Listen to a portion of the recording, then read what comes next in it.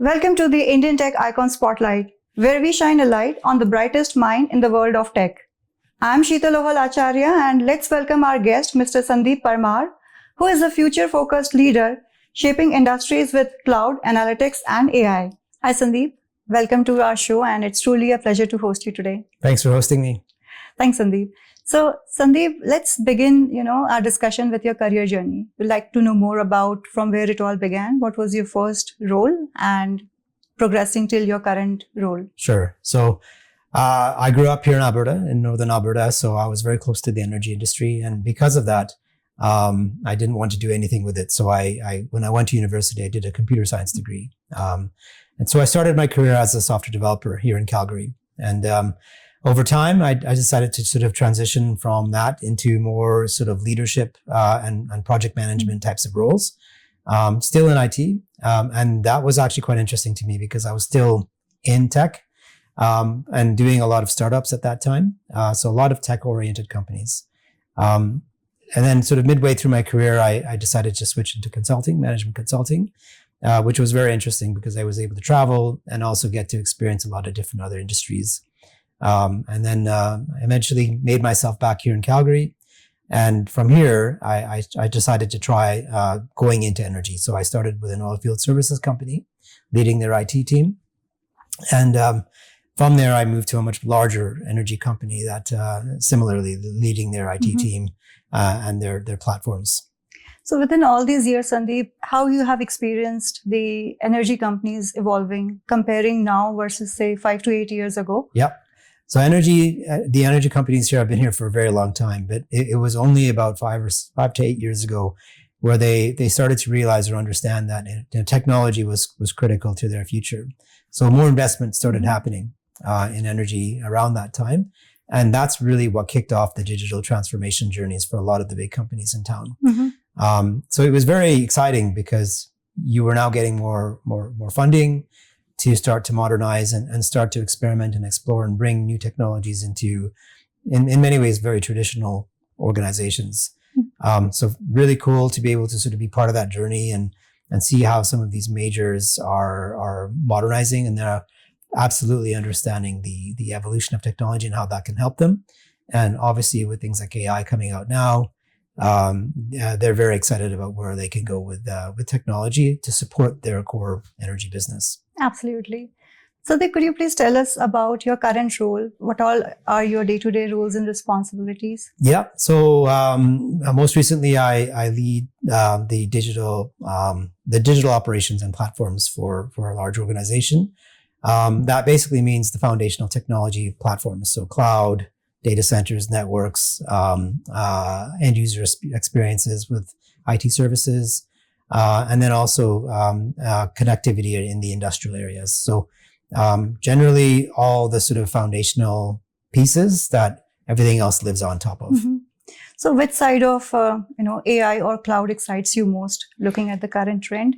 Yeah, well, currently, of course, AI is the most exciting thing I've seen in a long time. But it's interesting. I would say about 5 years ago, it was cloud. And so in my experience, in my journey as in my career, I've seen these major shifts happen. So cloud was the last biggest shift, and it was a material shift. And AI is the next biggest shift. So, and I think this one is going to be the most transformative. And talking again about the AI in Calgary. So how do you see, the overall tech landscape in Calgary, not just AI, overall the technology, how it is evolving, and how do you see the resources coming in and moving to Calgary, and how they are matching up with the current jobs here in Calgary? Yeah, it's a good question. I think two questions there. The first one is, how are we seeing things evolve and where are we seeing the excitement around AI? A lot of companies are kind of getting past the experiment phase. So in the last couple of years, they've seen the explosion of AI and they're experimenting in their companies in small pockets here and there. Now, I think this year you'll see more of bigger bets being played on it. So now we're seeing, some really interesting use cases around AI that are more business focused. And they're saying this can really unlock a lot of value for an organization. So let's do this. So starting to realize some major ROI experiments. That's instead of just small onesie twosies here and there. That's the first question. The second is around the skills. And yeah, I think, Calgary has been attracting a lot of people into the city. It's been really exciting to see. And a lot of the tech scene here is also growing quite rapidly as well. So very exciting to see more people come into the city. But we still have some work to do to train them and to skill them into some of these technologies. Yeah, Sandeep, you have been, dealing with all bigger clients. So what are the common challenges that you have experienced so far when, convincing them about the solutions for AI or cloud? I think, energy in particular, in many ways, other parts of the energy business, mining or upstream or downstream, the refining and retail, they don't necessarily they're not focused on it. They're focused on their own businesses, right? They need to do what they need to do. So in trying to bring IT to the table and let them know how we can help them requires a lot of conversations and engagement. So that's taken some time. Otherwise, they would just be like, IT just gives me a computer. And it's not that anymore. Now they are understanding and getting a better sense of how these technologies can help them in their own business. So more of that sort of domain aware capabilities that I think a lot of companies are starting to now realize, and you're building more excitement in orgs. Yeah, and the agentic AI is a new buzzword again these days. So how do you see the future which all industries would get benefited, or where would you see the benefit of using agentic AI? Yeah, so agentic AI, it's interesting because I'd say every company is bringing their own AI tool to the table. And so you do run the risk of really two paths of going. One is where you have many AI systems in an organization, or you go down the path of consolidation of data lakes, whichever, and then leveraging less of those types of solutions. The agentic AI is more on this side, where you have many solutions that are now trying to communicate and interact and integrate better. So there is going to be a place for that for some organizations where agentic AI will be extremely valuable to find process improvements and things like that. But I still think that it's still early days, but I see a lot of momentum there. So talking about the ethical side, in general, how companies are taking their approach to kind of balance out the ethical side while using AI? Yeah, great question. When a lot of organizations are starting, they obviously initially it's an unknown for them. So they generally come into it with a bit of caution. And what I'm seeing now is that any large organization that's taking AI seriously needs to have a foundational AI council or some governance around AI. So having some clear statements within an organization about what it means to be AI, what's going to work and what's not, and what's acceptable and what's not, it requires collaboration across the org with the risk teams, HR, with legal, of course, and IT. So you need to build a bit of a council that provides the overall governance and guidance to an organization to move forward with that pace with any AI. Yeah, thanks for sharing that insight with us. Sandeep, you have worked across globe. You have managed various teams, different projects. So how do you see yourself getting evolved as a leader? Yeah, it's interesting. I think obviously, with the technology and IT changing so fast, especially with AI, I find more and more of my time is more about trying to enable teams and give them opportunities to try and experiment new things. So you have in an organization really the run versus change equation, right? So running the company and what you're doing is your operations. That has to be tip-top, has to be in shape. Constant, yeah. And once you have that in good shape, that affords more time and space to give teams to try and experiment and bring new technologies in and evolve. So my job, I'd say, is actually trying to help organizations optimize their run. And by doing that, give people and teams more time and space to experiment and explore the new cool things that they want to. So do you see a challenge, or how do you keep your teams motivated in balancing that, the constant that needs to be there, like running the business? versus adapting to new technologies? I would always say that, at first you need to get your hands around the current work, your run of the business, and make sure that that is optimized. So, a lot of companies are really focusing it on, modernization, and digital transformation. That's where that lives, is taking where you are and taking it to the next level of modern. So many organizations, you have where you are and where you want to be in terms of a technical platform. Mm-hmm. That gap is technical debt. And so to get through that is really the drive and push. And most teams want to get there. They want to be modern. So how do you help teams get there with better platforms and better roadmaps and more simplicity and focus is a real key skill set that's required. Absolutely. Now, if you have to build a team for any of your high-stake projects, what are the core qualities you look for in your team members? Like, obviously, the technical skill sets are the much needed ones. Mm-hmm. Yep. But other than that? Yeah. So I think what I'm looking for in people is the genuine sort of the curiosity to learn.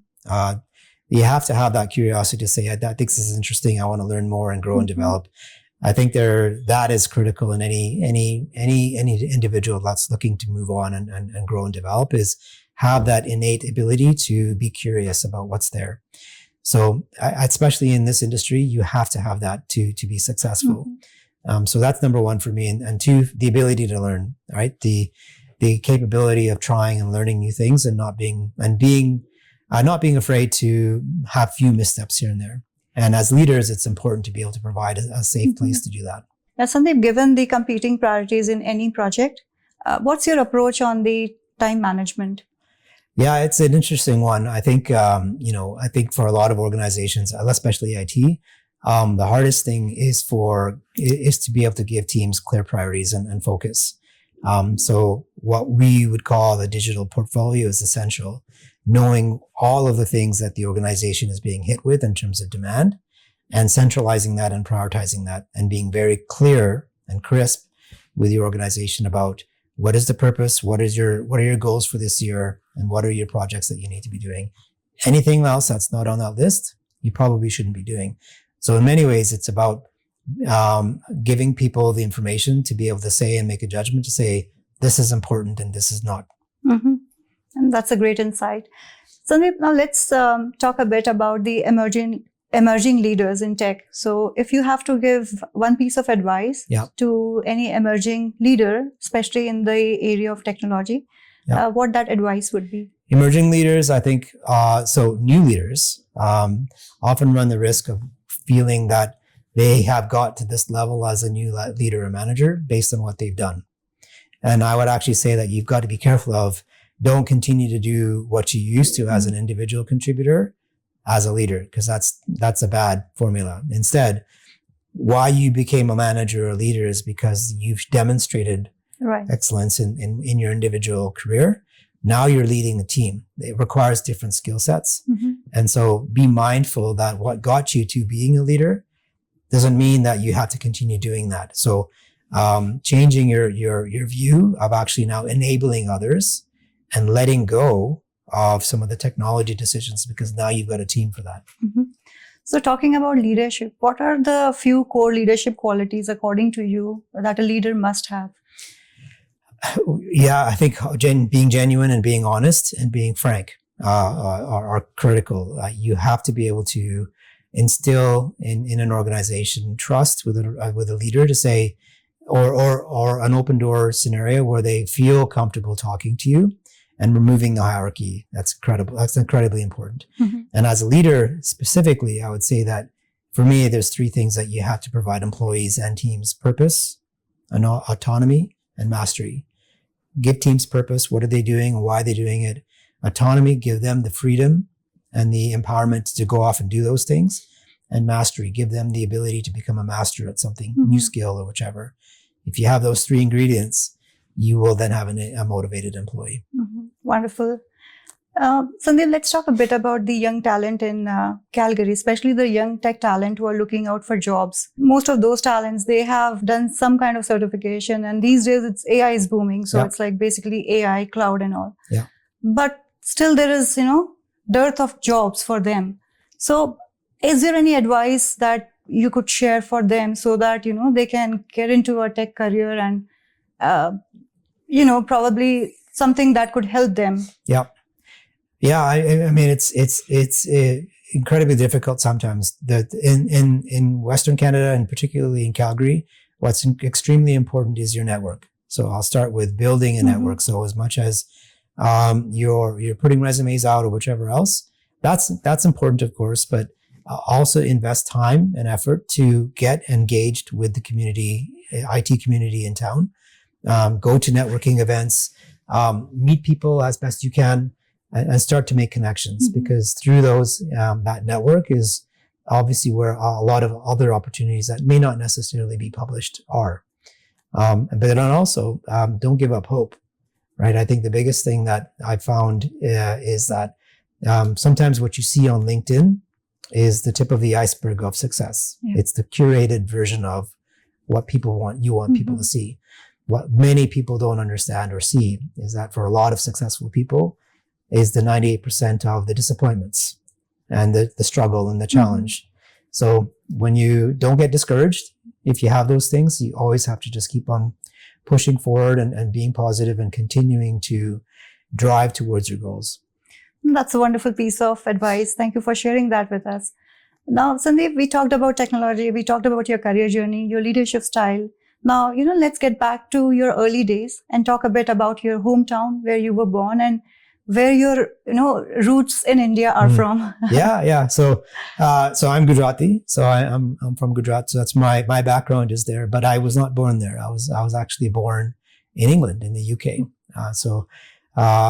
Very early days I was there. And then, our immigration story to Canada, was the energy industry. So my family, my parents and myself and my brother, we moved to Fort McMurray in 1981. So a long, long time ago. So I effectively grew up here. But my history is the UK, and my background is from India. Sandeep, we talked about your career progression. We talked about technology, about people, tech in Calgary. So thanks for sharing all that wonderful insight with us. Now, let's rewind a little bit and let's talk a bit about your hometown, your early days, where you were born, and where in India your roots are from. Sure. So my family's originally from Gujarat in India, but I was not born there. I was born in England. But very early, when I was very young, my family immigrated to Canada, and that was in 1981. So I effectively grew up here. So that's my story. But being in Canada, obviously we would go back to India and in England quite a bit to visit family. But it's strange. I feel more Canadian these days because I most of my life has been here. Yeah. So you spend most of your time or growing up in Calgary. So how do you see Calgary transform since then? You must have seen a lot of, changes here. It's been a lot of change in Calgary. It's been amazing to see in the last 25 years how this city has changed and evolved. Biggest thing for me is that it's absolutely grown and evolved, and it's been a welcome place for a lot of people to come. And so we're seeing more people immigrate to Calgary, and that's been great to see. It changes the dynamic of the city. Obviously the food's a lot better nowadays. Restaurants are good. So, it does feel really nice to see how Calgary's grown and developed and welcomed so many more people. Yeah. Thanks for sharing that with us, Sandeep. Now let's talk a bit about your family. Who all are the key anchors in your family? Yeah, for sure. So I'll start with my parents. Absolutely. If it weren't for them, I wouldn't be here, right? Obviously, and also not be here in Canada. And what's interesting is that they've always encouraged my growth and development. They weren't sure about IT when I joined. I think they wanted me to be a doctor, but, they didn't understand it well, but they just said, if that's what you want to do, go do it. So no matter all the decisions in my life, whichever they have been, career-wise or other, they've always stood by me and supported. So they absolutely are the foundations. Then obviously now my wife, so she has also supported me in all the decisions I make. And I always consult, right? So, those are the most important for me are those three. And then, I've got my brother as well that I always use as my support mechanism as well. So yeah, it's all about the family. So you mentioned your wife is also in IT. So given you both have a demanding role, so how do you balance out the kind of, bonding time that is needed for a family? I will say COVID helped when we were all home. It was really nice to be home. And I think that did change our lifestyle a fair bit, because even after COVID, my wife chose to find a role that was actually fully remote. So Nice. she's home working remote. And I think affording that kind of flexibility to a family has been, very helpful for us and essential. So other than the office work other than the family time, is there anything that keeps you motivated, like any hobbies or interests that you pursue? Yeah, I think one of the reasons why I came to Calgary was also because of the outdoors and the proximity to the mountains. So I very much enjoy the outdoors. Hiking, I like to snowboard. So in the winter, there's something to do here. And it's great because I've got younger kids and I can now, introduce these things to them.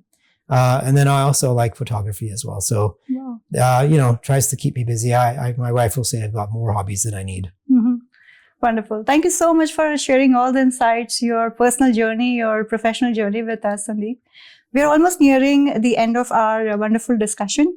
At the end, we have a round called as the rapid fire round, where I'll be asking you some questions. Sure. And then I would be expecting some quick answers from you. Okay. Yeah. So are you ready? Okay.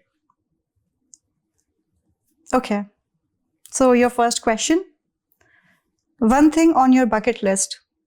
Kilimanjaro. Mount Kilimanjaro. Okay. So you wanna... I'm going to climb it. Oh, wow. Good luck with that. Yep. Favorite movie? Oh, man. Star Wars. Okay. Favorite comfort food? Bhaji. Nice. You're still rooted. Yes. That's good to know. Yeah. Most inspiring person you have met? That I've met? I don't think it doesn't count. I've not met him, but Satya Nadella. Okay. Nice. What's your go-to soundtrack while building strategy decks? Oh, probably dance music. Okay. Yeah. Keeps me excited. That's good to know. Yeah. And the last question. Sure. Your reaction when someone says, "We will fix it in production"? Oh, big eye roll. And no, that's not happening. Right.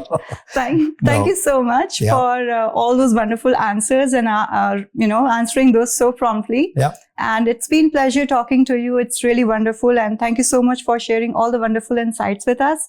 And we wish you continued success, Sandeep. And it's truly lovely meeting you. Yeah. Thank you very much again. Thanks for hosting again. And I had a great time. Enjoyed it.